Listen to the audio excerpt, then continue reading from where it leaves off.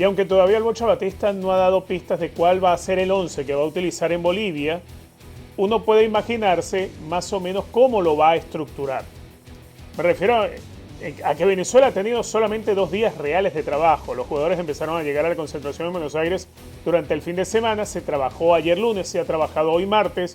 Se va a trabajar seguramente este miércoles y posterior a esa última sesión del miércoles viajarán a Santa Cruz de la Sierra para que al día siguiente, es decir, el jueves, el mismo día del partido, viajarán a El Alto, la hora más cercana posible al arranque del partido, para tratar de demorar los efectos de la altura en algunos de sus jugadores, porque otros seguramente lo van a sentir de inmediato. ¿Qué me hace pensar esto? Bueno, que Batista va a armar un 11 donde va a haber jugadores que no les cueste tanto esa adaptación inicial a la altura. Eso lleva a pensar que no se va a llevar al 11 titular para jugar el partido en El Alto contra Bolivia, quizá varios elementos que son habituales en el 11 de lujo, por decir de alguna manera, de Venezuela. Vamos a comenzar por el parado. Yo mencionaba en el último video que jugaría, si a mí me preguntan, jugaría un 4-1-4-1 porque pudiera convertirse en 5-4-1 o en 4-5-1 la mitad de la cancha. Para esto requieres un volante de contención que pueda tener esa capacidad de asociarse, de trabajar, de insertarse en medio de la pareja de centrales, lograr un poco de amplitud a la salida y por supuesto esto tratando de mantener el bloque bastante juntito. Este jugador es clave, es clave. Ese es el puesto que uno podía pensar iba a tener Yángel Herrera, pero como se ha lesionado, no se va a poder contar con él. Esta es una posición clave. Las otras son cómo construir la línea de fondo. Y por supuesto, el que va a estar como hombre más adelantado, yo creo que el delantero no va a ser Rondón en esta oportunidad. Creo que el 9 va a ser alguien diferente, ya les daré mi conclusión. Igualmente los extremos. Yo creo también que Jefferson Soteldo probablemente sea hasta mejor resguardarlo para el partido contra Uruguay, por todo lo que es capaz de ofrecerte Jefferson Soteldo en la localía. Los dos arqueros, afortunadamente, tanto Alain Baroja como Rafa Romo están capacitados para jugar en la altura. Yo estoy casi seguro que el arquero va a ser Alain Baroja porque juega en ese mismo estadio, en el Municipal de El Alto, porque ha sido dirigido por el técnico de la selección boliviana cuando fue su entrenador en Always Ready, hasta hace muy poco. Oscar Villegas era el técnico de Alain Baroja. Yo creo que va a ser el ex arquero del Caracas el que va a estar en el 11 titular. Rafa Romo quedará para el partido de vuelta en Maturín contra Uruguay. La pareja de centrales. No hay quizá mayor riesgo en la altura que las pelotas aéreas para los centrales. Uno pudiera imaginar ahí en la convocatoria un excedente de laterales derechos, pero varios de ellos han jugado de central. Me refiero a Ramírez, por ejemplo. Me refiero a este chico que milita en el Millonarios de Bogotá, Delvin Alfonso. Ambos han jugado de lateral, ambos son más laterales que otra cosa, más laterales derechos que centrales. Y colocar uno de ellos, bien sea a Delvin Alfonso o a Rubén Ramírez, en la pareja de centrales habría una diferencia de estatura. ¿Qué me refiero yo con esto? Bueno, si el desgaste lo van a sentir más los jugadores de la mitad de la cancha, más los laterales, más los extremos, que lo van a sufrir los centrales y el propio arquero.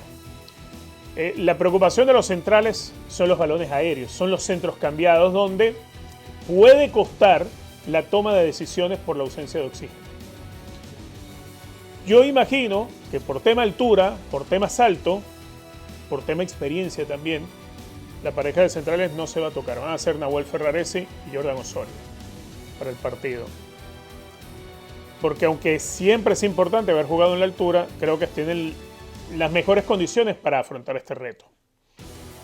Yo les mencionaba lateral derecho, hay excedente de laterales derechos en la convocatoria. ¿Por qué está John Aramburu? ¿Por qué está Alexander González? ¿Por qué está Rubén Ramírez? Porque Delvin Alfonso, el de Millonarios de Bogotá, también juega de lateral por derecha. Yo entiendo que John Aramburu probablemente quede reservado para el partido contra Uruguay, entonces vamos descartando, nos van quedando 3 posiciones para ese lugar. Alexander González estuvo haciendo mucho trabajo con cámaras hiperbáricas, aunque juega para un equipo que está a nivel del mar, como es Emelec de Guayaquil, sabe lo que es jugar en la altura de Quito y quizás no le ha sido tan incómoda la preparación a Alexander González.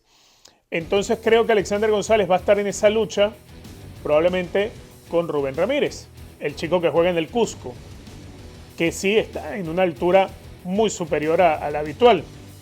Podría ser uno o el otro, creo que allí habrá que decidir el Bocho Batista o Alexander González o Rubén Ramírez. En el lateral de la izquierda, porque lo ha jugado también, Delvin Alfonso, que ciertamente es alguien que conoce el trabajo de altura, que juega en Millonarios de Bogotá, lo hace por la derecha también, pero entiende perfectamente y comprende la posición de lateral izquierdo. Esa podría ser una opción y así reservar a alguien como Miguel Navarro para el partido contra Uruguay.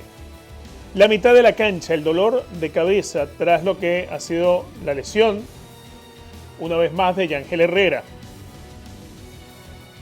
Yo creo que es el momento, uno piensa en ese volante de contención que puede ir al medio de la pareja de centrales y en otros tiempos yo diría Tomás Rincón viene con ritmo. El puesto tiene que ser para Tomás Rincón porque sabe lo que es jugar en la altura. Sin embargo, a estas alturas me hace mucho ruido la posibilidad que sea Daniel Pereira, que tengamos ese debut. Porque Daniel Pereira puede darte una salida limpia, puede pasar a ser ese volante mixto, que bien serviría cuando das el paso de esa línea de 4. Ya no serías tan una línea de 5 en el fondo, sino sería más bien un 4-5-1, donde Dani Pereira, aparte de su labor de recuperación, podría salir.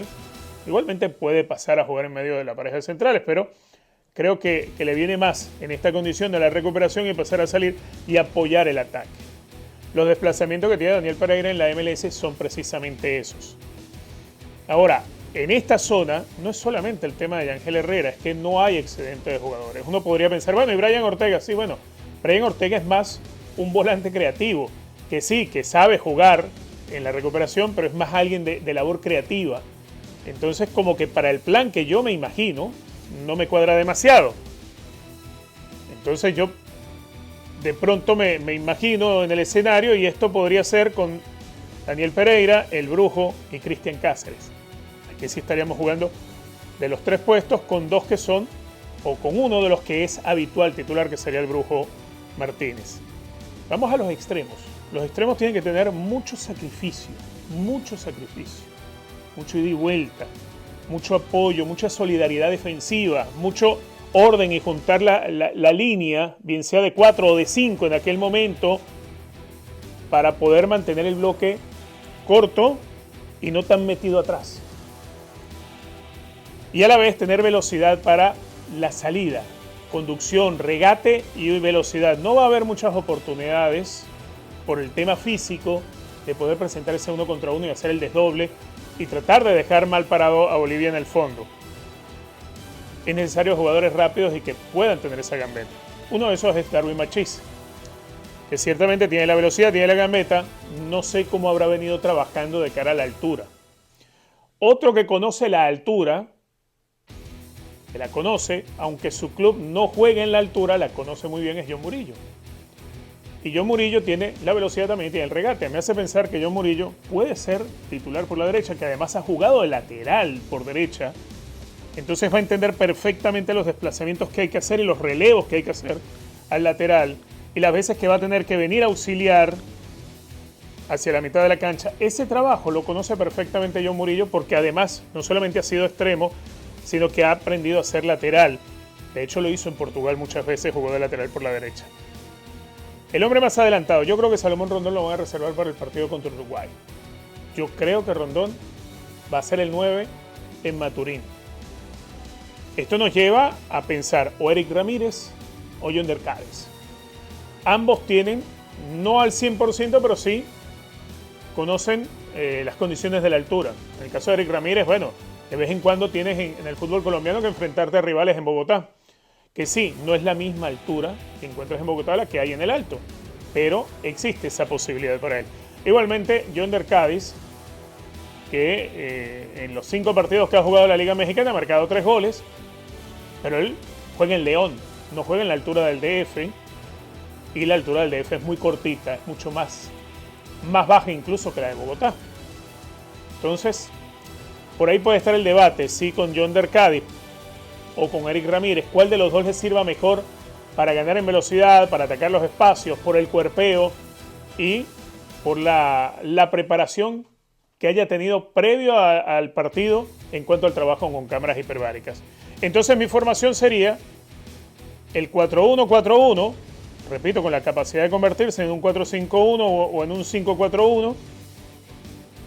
Alain Baroja, entre Alexander González y Rubén Ramírez, el lateral de la derecha, Nahuel y Osorio como centrales, por izquierda Delvin Alfonso, digo yo, para resguardar a Miguel Navarro, incluso a Cristian Macún se le estaría resguardando. Dani Pereira, el Brujo, Cristian Cáceres, por derecha John Murillo, por izquierda Darwin Machís, y arriba, entre Yonder Cádiz y Eric Ramírez. Un 11 bastante mezcladito, tratando de resguardar a los Soteldo, a los Romo, a los Rondón, para el partido que se va a jugar contra Uruguay en Maturín, que ese es muy importante, incluso más que el partido que se va a jugar en el Alto.